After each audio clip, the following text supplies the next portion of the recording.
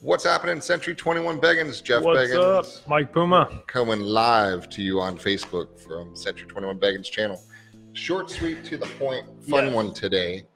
And the title is called New Ways to Sell with a question mark, because there's a lot of clutter in the marketplace right now as far as different ways to sell. This whole little iBuyer trend, right? That is not a good, bads, and uglies is what I want to talk about a little bit today, because you've got some of the new ones like the open doors, you've got Knockbacks is not in our market yet. You've got the instant offer opportunities on Zillow's. You've got the offer pad. You've got us. We'll buy your house. Two instant offers right up front. So what is up with all of this? And I just wanted to kind of bring this up because this past weekend, excuse me, we spent time, Craig and I spent time down in Miami at the top broker convention with Century 21. We're with 550 brokers all around the country with the CEO of Brokerages organization, our parent company in Century 21. We're talking a lot about what's going on in the industry, what's going on in the market with the economy, what's the shift in the market that is coming right now. And I'll touch on a few of those things too. But I think the most important distinction to kind of know is kind of what's happened in the real estate industry as far as the sequence of events. The way it used to work, and there's a lot of agents that still haven't realized the shift has happened yet, but the way it used to work is the consumer went to the agent and said, Mike, I'm looking for a house. And then Mike went and found him a house, or he set them up on searches and they got emails about what houses might be worth, and you were the gatekeeper. So it used to go consumer, agent, house, consumer, agent, house, consumer, agent, house, consumer, agent, house. And then the switch happened, and it switched to consumer, house, agent, right? Yep. Consumer, house, agent. So some people haven't really figured out that this switch has occurred, and they're still trying to set people up on their secret searches to see what's out there on the marketplace. And guys, there is no secret search. Everything is out there being searched out there. But here's the interesting thing. Some companies have taken this switch and really blurred the lines a lot and turned what the role of the agent is into kind of a commodity. And they package this up as to the new way to sell, or here's a new model, here's the new brokerage model, here's this, that, and the other. But the point is, these are not new models. They're just cheap, right? Well, they're trying to sell convenience, right? It's the same concept as it's really what Uber did to the taxi industry. The only difference I see, though, and I think why we really wanted to do this podcast in particular and really educate the consumer, is it's very easy to get misled. And with Uber, you're talking about roughly the same cost, or maybe I pay a few dollars more, right, to take a nicer ride, a more convenient ride somewhere. Right. With this, you're talking about thousands and thousands and thousands of dollars, right? So we're giving up. It's one thing, we all love convenience. The question becomes, are you willing to give up 10, 15,000 or more, depending on the price of your house, for that convenience? And that's where I think the consumer's getting a little misled by the trickery and convenience of some of these platforms. Well, let's talk about this, because we get asked all the time, and we train the agents, and we talk to you guys, our customers, a lot.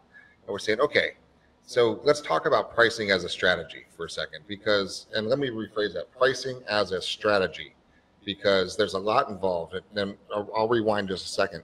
The different models that are out there, it's very important to consider the source of them, right? And where they're actually coming from, and who do they represent in these transactions. So if I'm going to bring you a price and I'm representing myself on that transaction, whose best interest do I really have in my mind? Right? Probably would be mine as a typical buyer. Right. So I think that there's a inherent blurred line that all people are going to price the homes the same.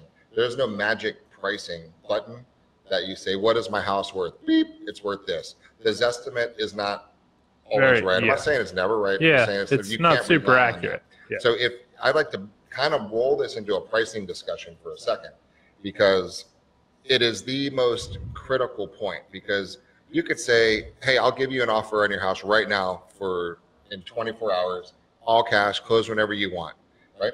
Here's is your offer? And you may say that looks pretty good.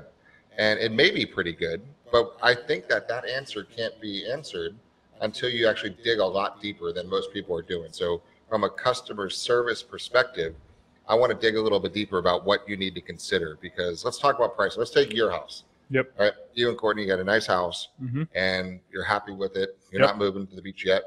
Right. But we'll get there. So but the concept is, what is your home worth? So you can go online right now, go onto Zillow, type in your address, get your estimate. You can go on to Truly, you can go and check in what Redfin thinks it's worth. You can call a couple of agents and get a CMA. Yep. Right? I've done OfferPad, I've done Open Door just to see. OfferPad, Open Door, just to see what they'll give you. And you've got probably a range of values, right? Yep. Now, all of that is completely irrelevant and total BS, other than the fact it gives you a ballpark range. Yes. And this is where I really believe that smart sellers are seeing the difference, because let's talk about the difference. In every other industry, people really get it, but in real estate, it hasn't happened a lot. So we're not really understanding the difference between wholesale and retail, right? Yep. And the difference between wholesale and retail is the same thing wholesale does to retail sellers. Right. It's time versus money. Yep. So the reason that people sell to a wholesaler is to have the sale happen sooner, to realize the cash flow quicker. But you have to, by nature, leave margin for that wholesaler so they can make some money. Absolutely. Right. So, and there's a time and a place for it. I get it. We work with clients all the time who maybe a family member has passed. They live up in New Jersey. They don't want anything to do with it. They're like, get rid of this damn house and get it gone right now. Yep. Right. I don't care if I leave 20 grand on the table, just sell the damn thing and get it gone. There's other people that say, I'm in no real hurry. Right. Let's test the market. So let's go through that for a second, because what is a property really worth? What someone's willing to pay. That's the answer. What somebody's willing to pay. But based on, what do you think they base on the price of what they're willing to pay on? Well, I mean, obviously there's quite a few factors. Yep. It comes down to what else is on the market, what other 4 or 5 homes are right in the same school district, same neighborhood, similar size, similar features that I can get right now. I'm going to look at those 5, and then whichever one relative to what I'm looking for is at the best price, right? Or what I perceive to be the best price is likely going to be the one that I go after. Yep. So you say, but when you ask the real decision maker, Courtney, she's going to say she's going to want to buy the house that she likes best, that she thinks is a better fit for the family. Yep. So housing is still an emotional buy, right? For the real buy. So once you guys agree this is the home that you want, you've bought it emotionally, now you have to justify it with logic, and that's when you step in and say, well, the price per square foot seems pretty good, this is going to be it, it's in the price range, here's our taxes, everything sounds good, but it's still an emotional buy. And so that's from the buyer perspective. From a seller perspective, you need to think about, how are you going to play this game? Because if you just put a price out there for $289 or $1,250,000, whatever it is, because that's what you think it's worth, you're really shooting yourself in the foot.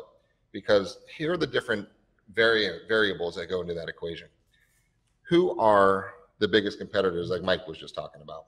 Because if the buyer is going to look at your house, they're also going to look at the 2 or 3 at least homes that are most similar to yours in the price point, and they're going to be comparing yours to that other one. And they're going to say, let's look at the kitchen. Is it a corner lot? Is it a busy street?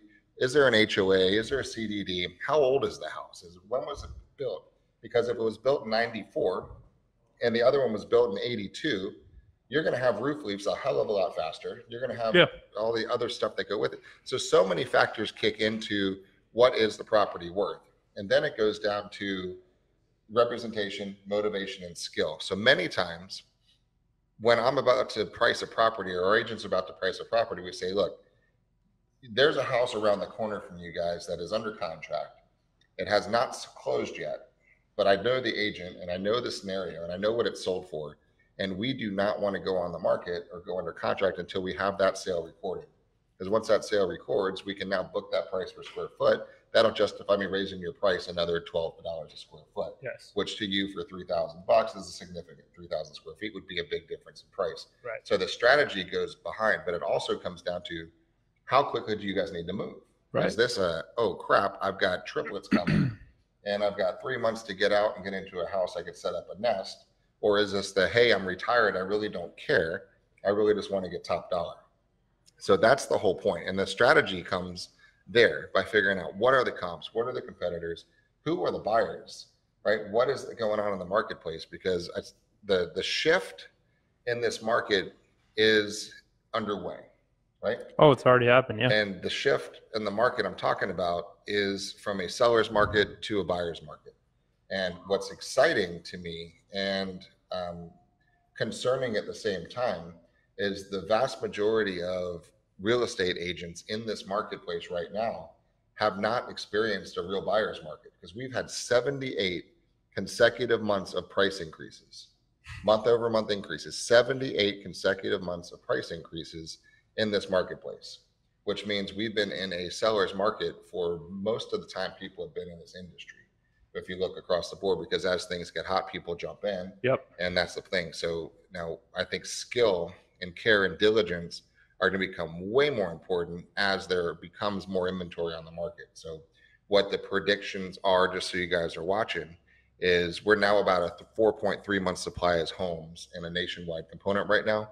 And it's looking around June will be a 6 to 7 month supply of homes. So that's not a prediction of doom in any way, shape, or form. It's just a fact of a celebration of how badass our economy is doing right now. Yeah. I mean, stock market's up 55% Yep. since 2016, and it's just cranking. There's no job, wages have not increased and nearly as much as homes have increased. So the difference there is pretty big. Yeah. So it has to happen. It happens in every marketplace. But all I'm talking about is not a 2008 situation. I'm talking about rather than going up 10% a year, we'll be going up 1, 2, 3, 4% a year. Right. So that's just a normal market retreat. But what's important now is, especially for those watching, if you are even remotely considering upsizing or downsizing or just moving around sizing in your home, in your neighborhood in the next year or year and a half, I want to urge you to stop and think and look at your scenario and see if you could do it now. Right. And I want you to do that because you're going to thank us later for having this conversation with you right now. Because if you look at the laws of supply and demand that kick in, let's talk about that for a second. If right now you could still get FHA rates in the high 4s, you're getting conventional loans in the low 5s today, right now. And this is market stats as of today, and it's kind of cool. It's documented. We can look back at this later, right? So especially 6 months from now and see if this prophecy was right. So if you were to sell your house right now, the buyer pool out there is big because interest rates are still 4%. Yeah, they're still relatively low. So the price point is affordable for a lot of people right now. Yep. So I don't think people understand that this concept, because why should you? It's not your business to think about it. So right now, a buyer with $500,000 can afford a house about this size. I imagine this is a square foot measurement. If interest rates go up to 6%, they're still going to buy a house. Just the problem is the house is now going to not be that big. It's going to be this big because they can't afford the same size house because the price point went up and the debt to income ratios don't match anymore. Yep. So what naturally happens to your buyer pool is it gets smaller, right? So let's talk supply and demand. So if demand is still there, supply is getting lopsided. So there's more homes on the market and the demand is lower. What's pricing going to probably do if you look at history? It's probably going to stabilize, if not come down a little bit. Because you guys all know, if you look around your neighborhood right now, there's at most 3 or 4 signs up. And I think if you've lived in your neighborhood for more than 10 years, you remember a time when there were 15 or 20 signs up. Okay. So you know the difference in the market between the 20 sign up neighborhood and the 4 sign up neighborhood. It's a significant difference in pricing. So my point to you is, if you're thinking about selling in the near future, and you know most likely all the predictions that we're seeing, interest rates are going to be higher a year from now, that means your buyer pool is going to be smaller and fewer people will be able to afford your house. Yep. Right? So that's why I say, if you're even remotely considering it, reach out, let us show you what it's worth, and then you have a discussion to make. Do you want to go for top dollar and go for retail, right, which works and we get it all day long, or would you rather sell quickly and get an instant offer from us or from anybody else who's out there doing it in the marketplace? So that's your decision. But I think that right there brings us back to the biggest challenge that I see with, the Open Doors and Offer Pads and all these other platforms that have come out that are all these iOffers, is that exact point right there. It's one thing. Listen, we'll buy your house too, right? It's something we offer. If you're in a situation where you need to sell quickly or just want to get rid of a property, we'll buy it, Yep. right? But we're also going to buy it at a discount because we have to. We have to then turn around, put money into it to try and sell it ourselves on the market, right? At market value. So we have to leave room there, and we're not the only ones. So Everyone is leaving room there. I promise, no matter what they tell you, they are leaving room there. Now, here's the thing. If I am, let's just say open door, right? I have one tool in my toolbox, and that is to buy your house as low as I can, essentially, right? That I can still get you to bite at so I can turn around and sell it. So if you're my customer, I'm pushing this I offer on you because it's all I got, right? I'm a one-trick pony. To the loyalty of who? To themselves. To themselves. Right. So I'm going to say, hey, no, this is great. This is a good offer. I promise you it's a good offer, right? And that's what they do is they push that on you. It's convenient. You don't have showings. You don't have any of that. What we're trying to urge you to do is we're not saying don't do that. Maybe that ends up making sense for you, and it very well could. But wouldn't you be smarter to actually understand all of your options? Wouldn't it be smarter to call us or call someone else that's willing to do this, where we'll say, hey, here's our cash offer right now. Yeah, pretty much. We'll match pretty much whatever theirs is. We'll match their offer. So here's the cash offer, but let's also show you what we believe you could get at market. And we're selling 20 to 50 homes a day, so we pretty confidently tell you what we think we can get, right? And the time frame that we can get it at. Now, instead of you just staring at a piece of paper that has an offer on it, you're going to have a piece of paper that has an offer on it and your other option, which is to go to the market traditionally. And now you can make an educated decision versus just making one off emotion, which is what you mentioned earlier. And that's the biggest challenge I see. They're pushing convenience, but they're not giving you practicality. And the practical side of you needs to kick in and say, hey, what are all of my options? Let me look at all of them and then make the best decision versus time and money that makes sense. Time is money is the whole key there. That's it. And it depends on what do you think is the right option for you really at that time. Now, the important part here too is this is market specific, right? Because in a seller's market, I can tell you really quickly the time frame that we should expect to get an offer on your house, even for retail. And I could tell you the average days on the market. I could look at the actual competitors that are on the market right now. I could tell you if they're going to be attractive or not attractive to the potential buyers and where you should price, either high, low, or there. Because there's a strategy too. Sometimes if I'm going to put your house on the market, I'm going to look at everything and I'm going to say, see that house over on Oak Street? It's nicer than yours, right? So anybody who looks at yours is going to pick that one first. So what we might want to do from a strategy standpoint is let's go on the market quickly over theirs for one specific purpose, because we want to kick them off the market. Yeah, we want to make them look very good. Yep. So let's get rid of them, knock them off the table so we can start back, and you're now the prettiest option on the marketplace right there. So that's that strategy. But that only works in a seller's market, which we will see a shift, and it's coming. And in some markets, we're seeing it already, right? And that's not an alarmist statement. It's a factual statement. And all is good, and it always will be, because we know how to navigate whatever we want. So from a buyer standpoint, and go back to this one point, if you're even remotely considering buying, because we have a lot of buyers watching as well, a lot of past clients, and we're thrilled to have you guys watching as past clients. We have over 55,000 past transactions, and we're just honored to have that. And so those of you who are maybe considering buying in the next year and a half, I have a lot of people who were talking this morning at the sales meeting. So we've got some clients, but they're not ready to move until next year because their kids are going to be going to another school. Then it's the time to move, which all makes sense, and I get it, until you start to factor in money, right? Because if you're going to sell right now, we've already established the fact that your house is probably worth more now than it would be in a higher interest rate environment, right? And so if that's the case, you know you could put more money in your pocket if you were to sell sooner. Yes. And then if you were to buy, you're going to be a buyer in a higher interest rate marketplace. Yes. So now the house that you're going to be looking for a year from now or 18 months from now is not this one at this square footage, it's this one at this square footage, right? So that's why I want you guys to really go internal and start thinking about it. Is it possible? Can we? What if we did? what if we put our pieces together and we talk to the loan officers, we check with our agent, we see what kind of equity you have in our home. That means we can put that much down on a new one.